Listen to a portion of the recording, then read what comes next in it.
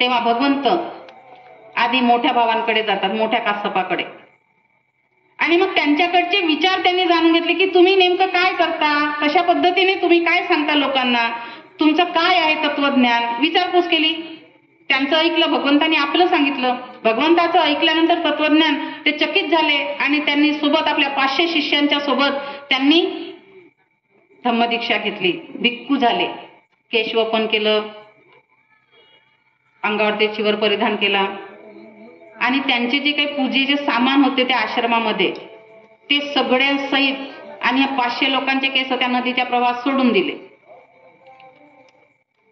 खालच्या बाजूला यांचे 2 भाऊ होते, त्या दोघा भावाला वाटलं की आपल्या भावावरती कुणीतरी काहीतरी चाल करून गेलेला आहे, मारलेला आहे, काहीतरी झालेलं आहे, आणि म्हणून काय प्रसंग आहे ते बघायला आले. तर पाहतात त्यांचा भाऊ आणि त्यांचे 500 शिष्य भगवंताच्या पुढे नतमस्तक झालेले आहेत आणि भगवंत त्यांना उपदेश करत आहेत.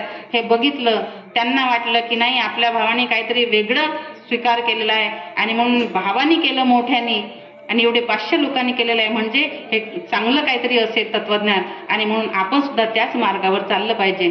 आणि त्या दिवशी त्यांनी ते 3 भाऊ आणि 1000 त्यांचे शिष्य, असं 1003 लोकांची धम्मदीक्षा झाली. ते भिक्खू झाले सगळेच्या सगळे. त्याचप्रमाणे मुस्लिंद नागराजावरती विजय. मुस्लिंद हा जो नागराजा आहे हा राजा होता, राजा नाग नव्हता, पण याला नाग असल्याचे अनेक लोक म्हणतात आणि त्या पद्धतीने जसा बोध घ्यायला गेले तर मुस्लिंद नागतड आहे आणि त्याच्यामध्ये त्या नागाच्या फण्याच्या ह्याच्यामध्ये ती मूर्ती दाखवली आहे. मग लोक म्हणतात आम्ही नागवंशी आहोत. कोण गाव? नागवंशी. नागपंचमीला पूजा करता का? नारळ, लाया, दूध शेतावर, घरात, असं काही नाही करत ना? हो की नाही? काही हो म्हणत आहेत, काही नाही म्हणत आहेत. हा, तर नागपंचमीची पूजा कशी होत आहे?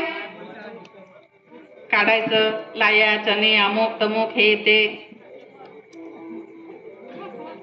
शेतावर दूध नेऊन शिंपडायचं, नाही का? काही लोक काय करतात, तुम्ही नसाल करत, पण काही लोक काय करतात, ते डुंबर असते, डुंबर, तिथं नेऊन दूध टाकतात, वारुडावर ते दूध टाकतात. तर जी लोकांनी काय मान्यता अशा पद्धतीच्या काही गोष्टी करून ठेवल्या, आणि म्हणून पहिली गोष्ट, आम्ही त्या सरपटणाऱ्या प्राण्याचे वंशज नाही. नाग हा वंश होता त्या काळामध्ये, आणि या नागवंशीय लोकांनी सर्वप्रथम बौद्ध धर्माचा स्वीकार केला आणि प्रचार प्रसार केला, आणि त्यांचे वंशज आणि हे नागवंशीय लोक मोठ्या प्रमाणात नागपुरात राहत होते, आणि म्हणून बाबासाहेबांनी नागपूर निवडलं नागवंशाचा इतिहास पुढे आणण्यासाठी. आता आम्ही म्हणतो, आमच्या अनेक बाया म्हणतात, मॅडम करतो आम्ही पूजा, आम्ही नागवंशी हो की नाही? त्या सर्पाचे कोणी आहात का बरं? तुमच्या एखादीच्या पोटी सर्प जन्माला आला का? सापाच्या पोटी सापच जन्माला येईल, माणसाच्या पोटी माणूसच येईल ना. आणि म्हणून त्या काळामध्ये जे काही वंश होते त्या नागवंशीयाचे आपण वारसदार, असा त्याचा अर्थ आहे, आणि आपण सापाचे वारसदार नाही आहोत, हे लक्षात घ्यायचं. तर नागपंचमी, तर लहान असताना मी एकदा आमच्या माईला विचारलं होतं, कारण आमची माय पूजा करायची ना नागपंचमीची, अशी भिंतीवर अशी काढायची, मग टिक्के लावायची आणि ते सगळं करायची. तर मी एकदा म्हटलं मा, हे असं असं का करायचं पूजा? तर ती म्हणे, बघ म्हणे, हे संपूर्ण पृथ्वी म्हणे नागाच्या फणावर आहे, आणि म्हणून म्हणे त्याला वर्षाचं 1 दिवस तरी त्याची पूजा अर्चा करून त्याला शांत करावं लागते, नाहीतर मग तो चिडला, फणा काढला त्याने, तर म्हणे हे पृथ्वी फाटते म्हणे, धरणी फाटते म्हणे. आता आमचं 7वी 8वीतलं पोरग आहे की नाही, त्याला माहित आहे धरणी का फाटते. का फाटते धरणी? भूकंप काय येतो? विज्ञान एवढे प्रगत झालेले आज रोजी ह्या सगळ्यात होत आणण्या गोष्टी आहेत, आणि एका नागाच्या फण्यावर ही एवढी पृथ्वी राहू शकत? साधी गोष्ट नाही का? म्हणजे तो नाग कसा असेल, जर एवढी पृथ्वी एखाद्या नागाच्या फण्यावर असेल तर, आणि त्याचा फणा कसा असेल, विचार करण्याची काही गोष्टच राहिली नाही. इतकं म्हणजे विचित्रपणा आहे, आणि ह्या विचित्र गोष्टी माणसाच्या मनात रुजवल्या गेल्या. अज्ञानी लोक होते, त्यांनी स्वीकारलं, ते करत राहिले. पण आता अज्ञानी आहेत का लोक? नाही.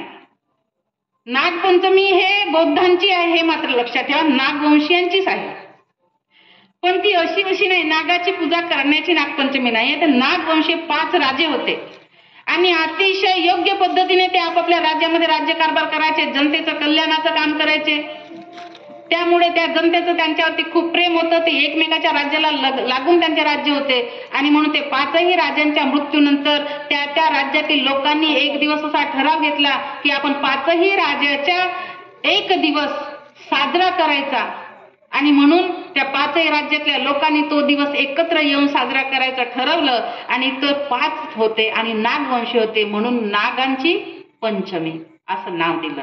पण मग नंतरच्या काळामध्ये ह्या वैदिक लेखणींनी त्या नागवंशीय नागराजाची पंचमी सरपटणाऱ्या नागाची केली आणि लोकांना दूध पाजायला लावलं. पण आमच्या लोकांना आणि इथल्या या भारतातील जनतेला हे अजूनही कळत नाही की त्या वारुळ्यामध्ये साप जात नाही. एखाद्या वेळेला गेला असेल कुणीतरी बघितला, कारण की उंदरं राहतात ना त्याच्यामध्ये, तर त्या उंदरासाठी तो गेला असेल एखाद्या वेळेला, कोणी बघितलं असेल आणि म्हटलं साप इथं राहते तर पाजा दूध. साप दूध पितो का? साप दूध पितो का? तो मांसाहारी प्राणी आहे साप, तो दूध बीत पित नाही आणि त्याला दूध टाकतात.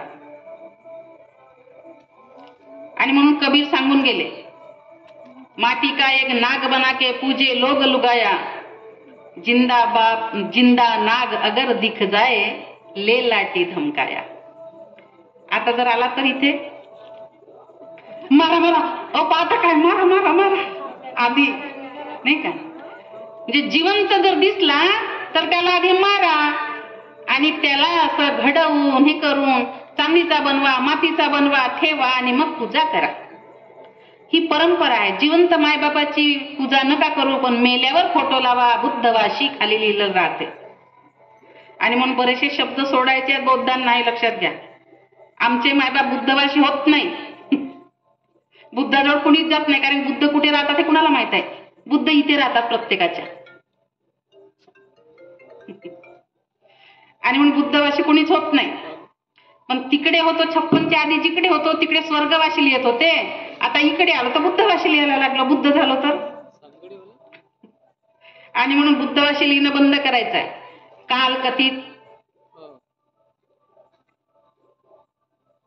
कालवश असे शब्द प्रयोग करायचे गेलेल्या माणसांसाठी. तर हे 5 जे नाग राजे होते, आता मला आठवतात का नाही तर माहित नाही, वेळेवर आठवतात का बघूया तरी. अनंत, वासुकी, तक्षक, कर्कोटक झाले का?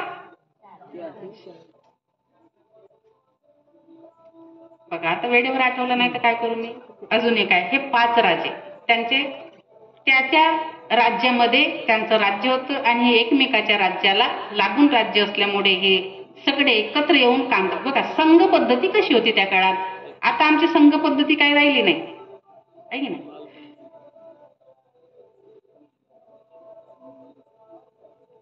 तर हे मुस्लिम नागराजावरती भगवंतानी विजय मिळवला होता कार्तिक पौर्णिमेला. त्यानंतर मार्गशीर्ष पौर्णिमा, नालागिरी हत्तीवर विजय. नालागिरी हत्तीला दारू पाजून दिले कोणी? देवदत्त आणि अजातशत्रूंनी. अजातशत्रू हा राजा बिंबिसाराचा मुलगा होता. तर अजातशत्रूलाही बुद्ध आवडत नव्हते आणि हा देवदत्त तर लहानपणापासूनच त्यांचा विरोधक होता. त्यामुळे ह्या दोघांनी साठगाठ केली आणि बुद्धाला संपवण्याचं कटकारस्थान रचलं. त्या नालागिरीला मस्त दारू पाजली, बेभान झालेला हत्ती. आता हा हत्ती मोठे मोठे झाडाचे झाड उकरून टाकते जर बेभान झाला तर, आणि त्याला सोडलं भगवंताच्या वाटेवर. पण भगवंताची करुणा प्रत्येकासाठी तेवढीच होती, प्रत्येकासाठी, सूक्ष्मातील सूक्ष्म. ते गोयंका गुरुजीच्या शिबिरात जाणाऱ्या लोकांना माहित आहे, ते त्यांचा एक कडवा आहे, जल के थल के और गगन के प्राणी सुखिया होय रे, तेरा मंगल सबका मंगल होय रे. प्रत्येकाच्या प्रती त्यांच्या मनात करुणा होती आणि त्यामुळे ते नालागिरी जसा जसा भगवंताकडे येत आहे, भगवंत चाललेले आहेत, त्या नालागिरीची जी बेभान झालेली अवस्था सुटत होती. नालागिरी शांत झाला आणि भगवंताच्या पायावरती त्यांनी बंधन केलं. एवढी करुणा होती त्यांच्या ठाई आणि म्हणून आपण म्हणतो महाकारुणिक. त्यानंतर पौष पौर्णिमा, राजा बिंबिसारांची धम्मदीक्षा. राजे, मोठे मोठे राजे भगवंताच्या धम्मामध्ये येत होते आणि म्हणून धम्माला त्या काळात राजाश्रय प्राप्त झाला होता. आणि म्हणून आपण ती गाथा म्हणतो. त्याच्यामध्ये कोणती गाथा म्हणतो? संकल्प गाथा. त्याच्यामध्ये शेवटी म्हणतो राजा भवतु धम्मिको.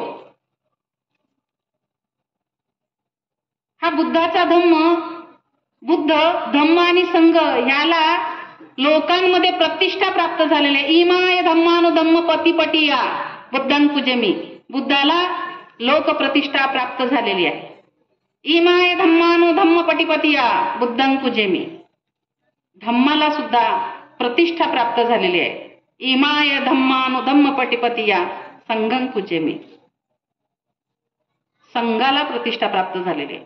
आणि म्हणून अशा प्रतिष्ठित पावलेल्या बुद्ध धम्म आणि संघाचं मी आचरण करून असा संकल्प करतो की या पृथ्वी तलावावरती प्रत्येक माणूस, बालक असो, सांथोर असो, हा सुखी राहो.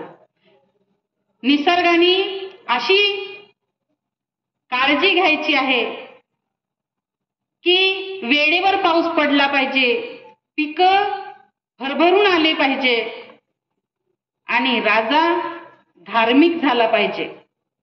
राजा धार्मिक आहे का? आता मंदिर बांधल्याने धार्मिकता येत नाही.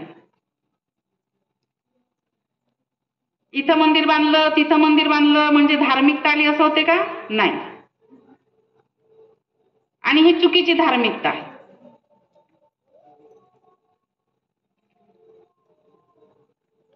त्यानंतर माघ पौर्णिमेला तथागताची महापरिनिर्वाणाची घोषणा वैशाली इथे झाली. तथागतांनी माघ पौर्णिमेला घोषणा केली की 3 महिन्यानंतर माझं महापरिनिर्वाण होणार आहे कुशीनारा येथे.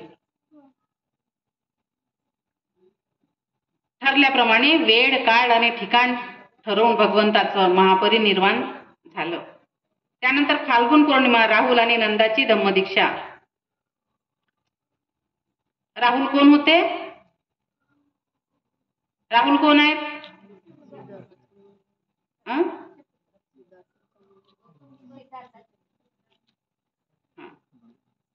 सिद्धार्थाचा मुलगा. बुद्धाला मुलं होत नसतात कारण ते संन्यासी झालेले असतात ना. म्हणजे फरक सांगत आहे बरं तुम्हाला. ह्या गोष्टीतला फरक लक्षात ठेवा थोडासा. आणि नंद कोण आहे? सिद्धार्थाचा भाऊ म्हणजे महाप्रजापतीचा मुलगा. महाप्रजापतीला त्या दिवशी सांगितलं होतं, लक्षात आहे की नाही? महाप्रजापतीला मुलगा आणि मुलगी झाली होती. मुलगी रूपनंदा आणि मुलगा नंदकुमार. तर हे दोघेही समवयस्क होते, राहुल आणि नंद. आणि या दोघांची दीक्षा झाली होती. कारण की नगरीमध्ये शुद्धोधनाने संघाला बोलावलं आणि मग राहुलाला सांगितलं ना यशोधरेने, तुझे वडील आलेले आहेत. वडिलाचा वारसा मुलांनी घेतला पाहिजे.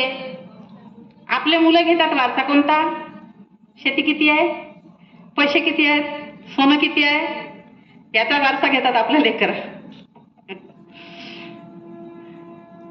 यशोधरेला माहित नव्हतं ना काय वारसा देणार आहेत भगवंत. आणि यशोधरेने सांगितलं चल तू जा आणि तुझ्या वडिलाला तू त्यांचा वारसा माग, तुझा अधिकार आहे, तू त्यांचा मुलगा आहेस. भगवंताकडे राहुल गेले आणि राहुलाने सांगितलं आपण माझे वडील आहात, मला तुमचा वारसा पाहिजे. भगवंत म्हणतात माझ्याकडे सोने, चांदी, हिरे, जवाहरात कुठल्या प्रकारची संपत्ती नाही. माझी संपत्ती आहे धम्म. तू तुझ्या आई वडिलांची परवानगी घेऊन ये. माझा वारसा जर तुला पाहिजे तर माझा हा वारसा तुला घ्यायचा आहे का याची परवानगी तू घेऊन ये. यशोधरेला पुन्हा विचारतो राहुल, शुद्धोधनाला विचारतो. ते म्हणतात हो, वडिलाचा वारसा मुलाने घेतलाच पाहिजे ना. आणि मग सांगितलं माझ्या आई वडिलाची परवानगी आहे, मला तुमचा वारसा द्या. बुद्धाने चिवर आणि भिक्षापात्र राहुलाच्या आणि नंदाच्या हातात दिले. शेवटचे वारसदार होते त्या कुटुंबाचे, त्या घराण्याचे, त्या वंशाचे, राहुल आणि नंद. ते सुद्धा भिक्खू झाले. आणि कदाचित राहुल आणि नंदाने दीक्षा घेतली नसती, कदाचित राजा शुद्धोधनाचा वंश पुढे आला असता. बुद्धाचा वारसा पुढे चालवणारे लोक जिवंत राहिले असते तर कदाचित ते खंडर पडले नसते. कारण की आम्ही सगळे उपरे आहोत ना. उपरे आहोत की नाही आपण? उपरा शब्द समजते का? आम्ही उपरे आहोत. आणि म्हणून तर बाबासाहेबाचा पण वारसा आपण चालवू शकत नाही ना. चालवू शकतो का? करोडो लेकरं बाबासाहेबांची, पण त्यांचा वारसा पुढे आणता आणता त्यांची अख्खी पिढी चाललेली आहे. आधी मुलगा, मग सून, मग नातू, मग पळनातू, अजून त्यांची लेकरं कदाचित पुढे मागे. ते बघायला कदाचित आम्ही जिवंत राहणार नाही, पण त्यांच्या पळनातवापर्यंत बघत आहोत. ती चळवळ वाडवडिलांची चालवत आहेत. आम्ही त्यातलं काहीच नाही करत आणि म्हणून म्हणतो की आपण उपरे आहोत. अशा प्रकारे ह्या 12 महिन्याच्या 12 पौर्णिमाचं महत्व आहे आणि म्हणून प्रत्येक पौर्णिमेला आपण विहारात आलं पाहिजे. एक तरी दिवस असला पाहिजे ना आपल्या धम्मासाठी. त्या दिवशी आपण विहारात आलं पाहिजे. सफेद वस्त्र धारण करून विहारात या. पौर्णिमेच्या दिवशी वंदना, सुत्त पठण, प्रवचन अशासारखे उपक्रम राबवा विहारामध्ये. पण कसं असते, येणाऱ्याने यावं. बाकीचे काय म्हणतात, हिला काय काम आहे, घरीच तर राहते, जाऊ दे तिला. बाई मला इथं जावं लागते, तिथं जावं लागते, आम्ही काही पोट भरायचं नाही का? आम्हाला काम नाही केलं तर पोट कसं भरणार? प्रश्न हा आहे, खायला किती लागते माणसाला? फक्त पोट भरण्याचा जर प्रश्न असेल तर.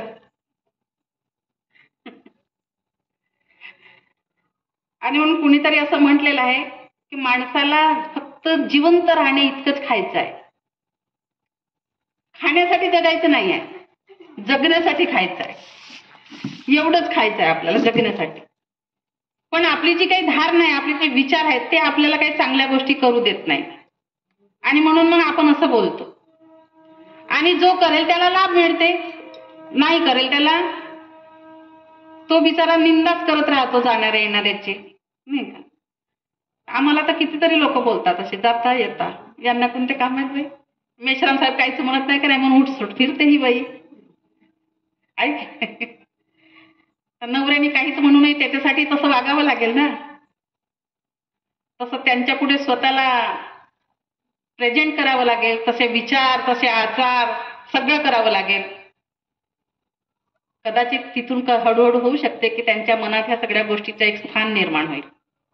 फक्त दुसऱ्याकडे पाहून म्हटल्याने होणार आहे का? आणि म्हणून काय आहे की पौर्णिमा हे फक्त उपास धरायचं काम नाही आहे, तर धम्म श्रवण करण्याचा दिवस आहे. कारण की प्रत्येक पौर्णिमेला धम्मामध्ये अनेक अशा घटना घडलेल्या, अनन्यसाधारण अशा. आणि म्हणून प्रत्येक पौर्णिमा एक विशेष महत्वाची आहे. तर प्रत्येक पौर्णिमेला आपण धम्म दिवस समजून, आपला सण समजून सगळ्यांनी ठरवलं पाहिजे की आजचा दिवस आपला विहारात जाण्याचा आहे. सकाळी उठा, पहाटे उठा, रोजच्या पेक्षा लवकर उठा, सडा, साबण, रांगोळ्या, स्वतः पटापट आंघोळी करा. लेकरांना आंघोळी करून द्या. लेकरांना पांढरे कपडे घालून द्या. लेकरांना पांढरे नाही ते शिवून द्या. पण मला पांढरी साडी आहे तरी गंदी होते म्हणून मीच घालत नसेल तर लेकरांचे कपडे कोणी धुवायचे? लेकरं तर जास्त गंदे करतात ना. एक असे साहेब होते, साहेब कार्यकर्ता, तर ते काय करायचे, शर्ट नेहमीच पांढरा घालायचे पण पॅन्ट नाही का घालत नव्हते. आता एक दिवस न राहून मी म्हणून दिलं. खूप अभ्यास होते, खूप म्हणजे खूप अभ्यास, खूप काही शिकले मी त्यांच्याकडून. खूप प्रोत्साहन द्यायचे मला ते. मी म्हणून दिलं न राहून. म्हटलं सर तुम्ही म्हटलं एवढं सगळं सांगता, खूप छान आहे. म्हटलं पांढरा पॅन्ट कधीच घालत नाही तुम्ही? म्हणे ताई कसं आहे म्हणे, पांढरा पॅन्ट लवकर खराब होते. आपण कुठे जातो, खुर्च्यांवर बसतो, धूळ राहते, काय पांढरा पॅन्ट खराब होते. मग मॅडम हा कपडे धुताना तिची पाहून होत नाही म्हणे तळमळ, त्याच्यामुळे टाळतो म्हणे ते. एक काय होता, आमच्याकडे पैसाच नव्हता साबणा घ्यायला. आता प्रत्येकाच्या घरामध्ये 4-4 वॉशिंग पावडरचे पुडे आहेत, 10-10 साबणा पडलेल्या आहेत किराण्यात महिन्याच्या, नाही का? कमी आहे का काही? थोडीशी मेहनतच करायची आहे ना. पण हे कधी कराल?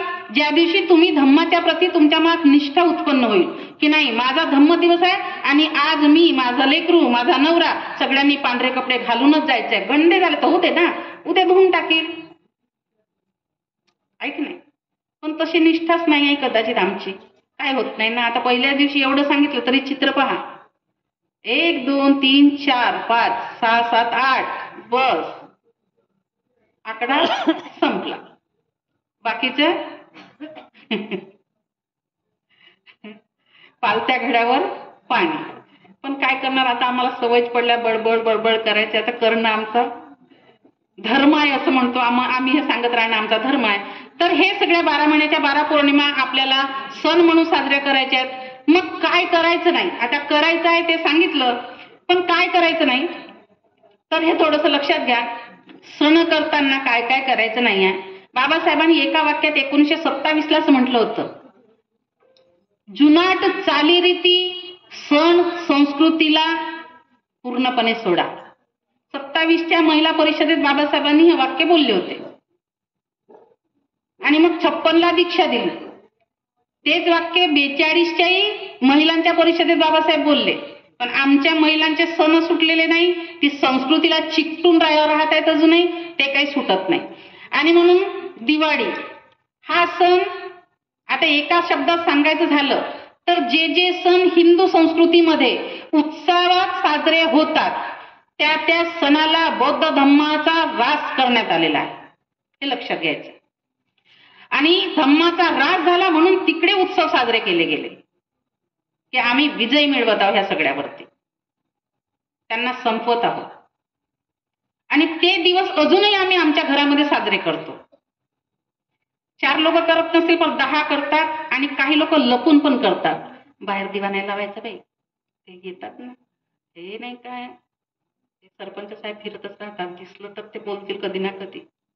मग आत कंपाऊंडच्या आत लावायचे दिवे, घरात लावायचे, बाहेर नाही.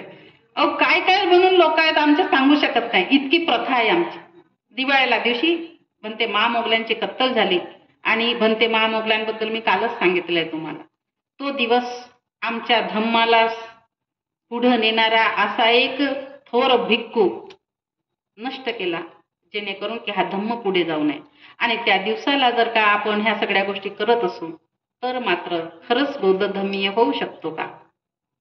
तर त्यामध्ये आता काही लोक, आता हे व्हॉट्सअप आलं की नाही, आणि म्हणून हे जे काही हे व्हॉट्सअप नावाचे जे विद्यापीठ आलं आहे आता, फारच आमच्या लोकांना एवढा वेळ कसा मिळतो मला समजत नाही. एवढे रात्रंदिवस व्हॉट्सअपवरच राहतात, हे टाकत राहतात, अमुक मेसेज तमुक मेसेज, हा तो, आणि मग फॉरवर्ड करणारे त्या ऊर्जात, पाहिलं की फॉरवर्ड, पाहिलं की फॉरवर्ड. अरे काय फॉरवर्ड करायचं काय नाही करायचं हे समजा ना. तर एक आता मेसेज फिरत आहे गेली 3 वर्ष. तो मेसेज असा आहे, दिवाळी हा बौद्धांचा सण आहे.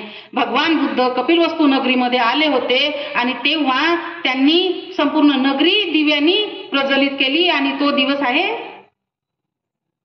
बुद्ध आणि धम्मा. चांगला वाचा, बुद्ध कोणत्या पौर्णिमेला कोणत्या वेळी नगरात आले होते ते. आणि म्हणून हे व्हॉट्सअपवाले जे काही आहेत ना, हे युनिव्हर्सिटीचे या विद्यार्थी, ते त्यांचं ज्ञान त्यांच्या जवळच राहू द्यायचं, आपल्याला त्या ज्ञानाची गरज नाही. बाबासाहेबांनी बुद्ध आणि धम्मा संपूर्ण त्रिपिटकाचा सार, त्रिपिटकामध्ये बराचसा घोळ झालाय. तुम्ही जे काही पुस्तक दिलं ना त्याच्यातल्या ज्या गाथा सांगितल्या, होऊ शकते की त्या भेसळ, आमच्यामध्ये भेसळ करण्यासाठी लिहिले गेलेल्या गोष्टी आहेत त्या. आणि म्हणून गाथा कोणत्या म्हणायच्या कोणत्या म्हणायच्या नाही एवढं ज्ञानी आम्ही नाही. म्हणून तर बाबासाहेबांनी सगळ्या तरतुदी करून ठेवल्या ना. कारण आमच्या लोकांना पुढे मागे असे भटकवणारे अनेक लोक येऊ शकतात. त्या चिवरातले असतील, त्या पांढरपेशी असतील, ते कोणी असतील, पण येऊ शकतात, हे माहित होतं त्यांना. म्हणून त्यांनी सगळी व्यवस्था करून ठेवली, पण आपण त्याकडे बघत नाही. तर ते बघा इथून पुढे. बाबासाहेबांनी बुद्ध आणि धम्मा, बाबासाहेबांनी म्हटलं असताना हे त्रिपिटक आहे बाबा बुद्धाचं सगळं वाचा असं म्हटलं असतं की नाही. एवढं जीवाच्या आकांताने त्यांनी सगळ्या गोष्टीचा त्रास असताना, डोळ्याला काहीच दिसत नसताना एवढं पुस्तक का लिहिलं, एवढ्या त्रिपिटकाचा सार आमच्यासाठी का काढला. कारण की त्यात त्रिपिटक जवळपास 150 वर्ष ब्राह्मणाच्या हातात राहिलेला आहे. ब्राह्मणाने घुसळण नसेल का केले त्याच्यात. आणि ते आम्हाला समजू शकते का आम्ही एवढे ज्ञानी आहोत का, नाही.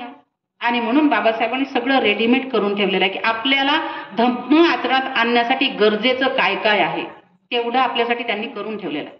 त्याकडे बघितलं पाहिजे, पण आपण तसं बघत नाही. आणि म्हणून असे व्हॉट्सअपवरती अनेक मेसेज असतात, अनेक दिवाळीच्या दिवसात हल्ली. आणि आता पुन्हा पुन्हा काय काय टाकतील हे माहित नाही. आणि म्हणून वाचताना वाचा, त्यावरती विचार करा किंवा अभ्यास करा. आणि मग ते स्वीकारा. त्याचप्रमाणे होळी. आता इतिहास सांगत बसले तर मग एकाच विषयाला 12 वाजतात, म्हणून मी टाळत आहे सगळ्या गोष्टी. तुम्ही फक्त यानंतर थोडस अभ्यास करायला लागा, पुस्तकं वाचायला लागा. होळीचा हा सण करायचा नाही. रंगपंचमी नाही, होळी नाही. एका महिलेवर झालेल्या अत्याचाराचं प्रतीक आहे ते. आणि म्हणून होळी हा दिवस कुठल्याच पद्धतीचा करता कामा नये. तो दिवस पौर्णिमाचा येते, त्या दिवशी विहारात या सगळ्यांनी पौर्णिमेचं सुक्त पठण घ्या, वंदना घ्या, प्रवचनाचा कार्यक्रम घ्या आणि अशा पद्धतीने तो धम्म दिवस पाळा. रंग वगैरे उधळण्याचे काम करू नका. भिक्खूंच्या कत्तली झाल्या आणि भिक्खूंच्या रक्तांनी लोकांना रंगवण्यात आलं. आमच्या धम्मग्रंथाचे, बौद्ध साहित्याचे पुस्तक, त्या पुस्तकाची होळी करण्यात आली. आणि आम्ही आता रंग नाही तर म्हणे गुलाल उडवतो. रंगाचं हे काही चित्र बदलल्याने काय बदलणार आहे का? गोष्ट तर तीच आहे ना. आणि म्हणून कमीत कमी महिलांनी ह्या गोष्टी तुम्ही तुमच्या लेकरांना हे संस्कार दे. एका स्त्रीच्या अपमानाचा, एका स्त्रीच्या हत्येच्या दिवसाला तुम्ही जर दुजोरा देत असाल तर तुम्ही महिलाच आहात ना. तुमच्यावर अन्याय अत्याचार झाले तर मग आम्ही टाळ्या वाजवायच्या का? आणि म्हणून कुणाची काय परंपरा आहे त्यांचं ते पाहून घेतील. ती तुम्ही परंपरा सोडायची आहे, एवढं फक्त लक्षात ठेवायचं. ज्यांची जी असेल ते पाहून घेतील. त्याचप्रमाणे राखी मोठा जिव्हाळ्याचा विषय आहे हा बायांच्या, आहे की नाही? भारी जिव्हाळ्याचा. कोण कोण राख्या बांधतात आणि कोण कोण बांधत नाही? हात वर करा, थोडं पाहू द्या मला. सप्पाच बांधतो. कारण की लोकांचं म्हणणं आहे राखी हा दिवस काय देवाधर्माचा थोडी आहे, बहीण भावाचा आहे. बहिणींनी भावाला प्रेम करा. गाणे एवढे सुंदर सुंदर, बहनाने भाई की कलाई पे प्यार बांध, राखी के दो तार से संसार बांधा है. वा वा वा. आता एवढा बहीण भावाचं प्रेम आहे, राखी बांधलीच पाहिजे. पण समजा भावाचा हिस्सा जर घ्यायचा असेल ना, दिला नसेल तर कोर्टात केस. प्रेम आहे ना, सोडून द्या, जाऊ द्या. भावाने तरी सोडून द्यायचं किंवा बहिणीने तर कोणीतरी समजदारी घ्या ना. प्रेम टिकवायचं आहे की नाही? धाग्याने प्रेम टिकणार आहे का? आणि म्हणून असल्या कुठल्याही बंधनाला धम्म मानत नाही. धम्म सोप्या भाषेत बुद्ध एकच सांगतात, एका माणसाशी दुसऱ्या माणसाचं नातं आंतरिक आहे. आंतरिक. कुठल्याही धागा दोऱ्यानी, कुठल्या याच्यानी त्याच्यानी बंधनानी नातं कधीच टिकत नाही. आणि म्हणून ते आंतरिक मनाचं मांगल्य आणि शरीराच्या पावित्र्याने जे जे नाती जपली जातात, तो नातं या जगाच्या पाठीवर सगळ्यात श्रेष्ठ. ते कुठलंही नातं असू द्या. अरे भाऊ भाऊ म्हणणाऱ्या अनेक पोरी त्याच पोरासोबत लग्न करताना आम्ही पाहत आहोत. पाहत आहोत राजरोष्टने, आहे की नाही? कोणी दिसला की भाऊ, कोणी दिसला की भाऊ. आता माझा स्वभाव जरा भारीच वेगळा आहे. मी फार क्वचितच म्हणते, कारण की हे भाऊ बिऊ म्हणणं मला जमत नाही. कारण की एखाद्याला भाऊ म्हणणं म्हणजे तेवढं त्या भाऊपणाचं जे किंमत आहे ती मोजावी लागते ना. सोपं आहे का? नाती जोडणं फार सोपे आहे. तोंडाने म्हणून द्यायचं आणि बाजूला व्हायचं, तसं नसते. ते जपावं लागतं तेवढं. आणि बहीण भावाचं नातं हे फार जिव्हाळ्याचं नातं आहे. ते टिकवण्यासाठी कुठल्याही बंधनाची, रेशमाच्या धाग्याची गरज नाही. आता रेशमाचे राहिलेच नाही तसे. आमच्या काळात होते, धागेच बांधायचे. आमच्या आधीच्या काळात धागेच बांधायचे. आता काय झालेले आहे? बापरे बाप, आता राख्याचे प्रकार.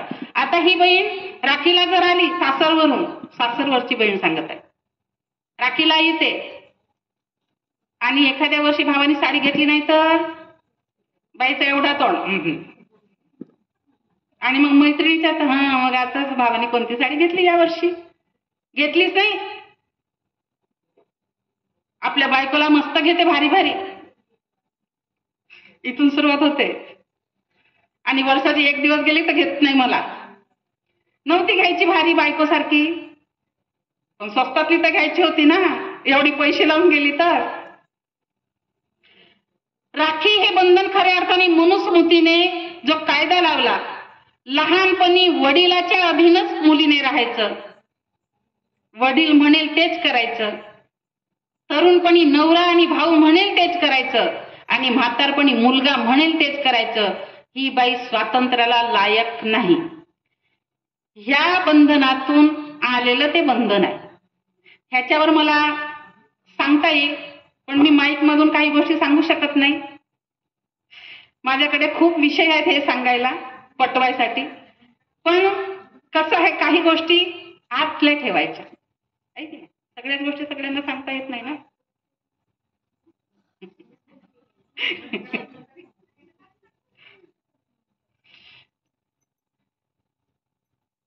आणि तिथून राखीची सुरुवात झाली. महाभारत पाहिला का? टीव्हीवर चालू होतं वाटतं आता.